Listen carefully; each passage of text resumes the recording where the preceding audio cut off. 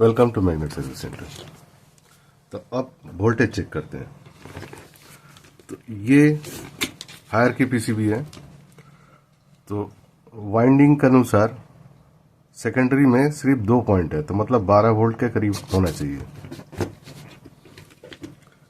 क्योंकि 2 वाइंडिंग रहते हैं, तो एक 12 एक 5।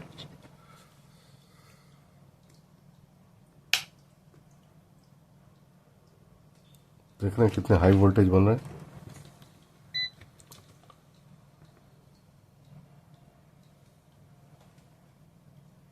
पूरा वोल्टेज फ्लक्चुएट कर रहा है।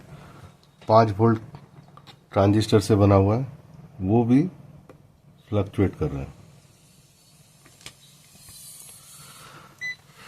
अब होता क्या है, TL431 पर मैंने पहले भी कई वीडियो बनाए हैं पुराने।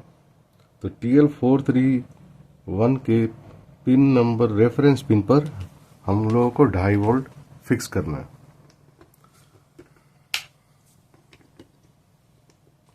जो कि नहीं है।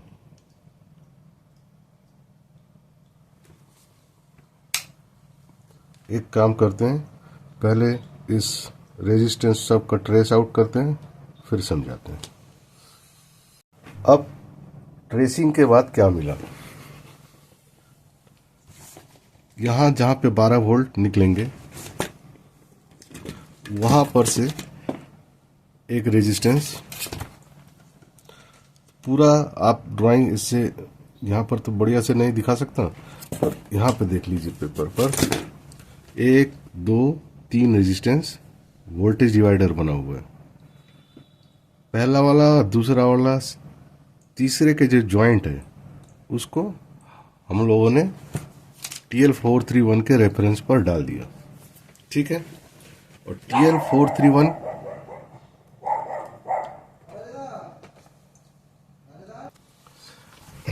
ठीक है, डिस्टर्बेंस होगा, थोड़ा गड़बड़ होगा।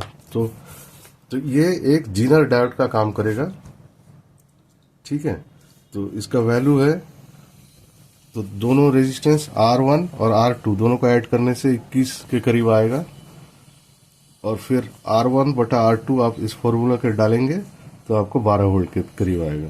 तो हाई वोल्टेज बन रहे हैं, तो इसका मतलब ये भी, अगर या तो ये खराब है या इस साइड खराब है, इन तीनों में से कोई गड़बड़ है, ठीक है।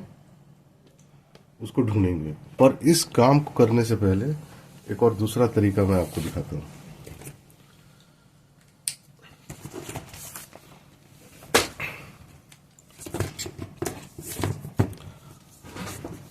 मैंने क्या किया आपको बताता हूं। यहां पर 1 नंबर पिन पर ये वोल्टेज आएंगे, ये भी एक 1K का रेजिस्टेंस है। फिर 2 नंबर वाला पिन यहां पर, तो ये एक जीनर का काम करता है। तो मैंने क्या किया, पहले एक बाहर से जीनर लगा के चेक कर लिया कि कितना सही है मेरा अंदाजा। यहां पर मैंने एक 11 वोल्ट का जीनर डाल लिया, ऑप्टो कपलर के 2 नंबर पिन और ग्राउंड के साथ। रिवर्स बायस्ड होगा, हाँ उल्टा, मतलब एनोड रहेगा ग्राउंड के साइड, कैथोड रहेगा ऑप्टो कपलर के साइड। फिर एनोड ये वाला, कैथोड जिसमें जीनर का मार्किंग किया हुआ रहता है, इसको एनोड, इसको कैथोड। तो कैथोड को डालना है आपको ऑप्टो कपलर के 2 नंबर पिन, और एनोड को डालना है ग्राउंड पर। अब वोल्टेज चेक करके थोड़ा देख लेते हैं।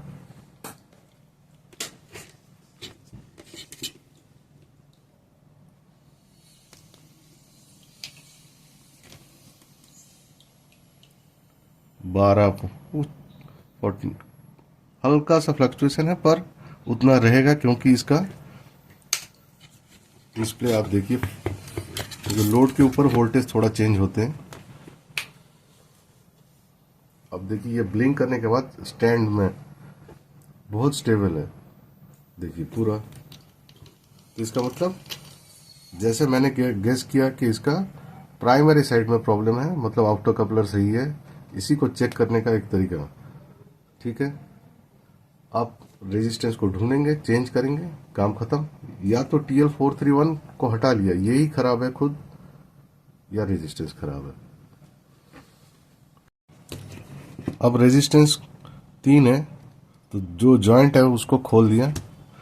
तो यहाँ पर जैसे मैंने कहा था कि ये 9 ये 12 थोड़ा उल्टा हो गया, ये 9 ये 12 बात बराबर, बस सीरीज में।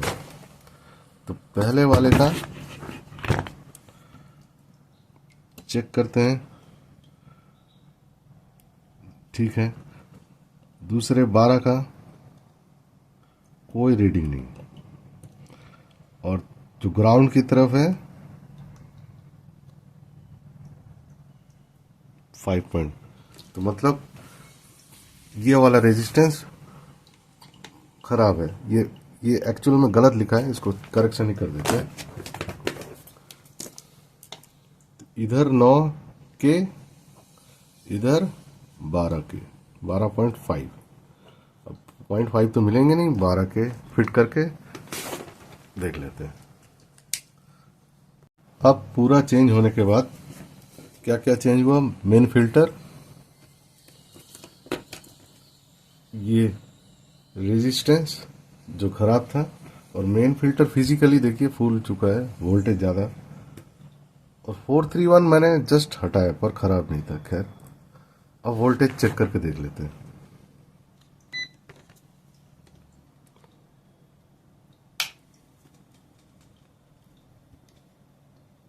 इलेवन 11.8।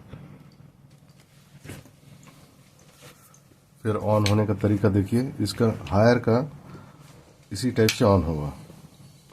फर्स्ट 1 2 3, फिर ये जो सेंटर के। अब स्टार्ट करके देखते हैं, ठीक है। तो इन्वर्टर हो या माइक्रोवेव, TL431 का काम बहुत ही इम्पोर्टेंट है। तो इसको ज़्यादा से ज़्यादा कोशिश कीजिएगा समझने की, फॉर्मूला याद रखिएगा, काम खत्म।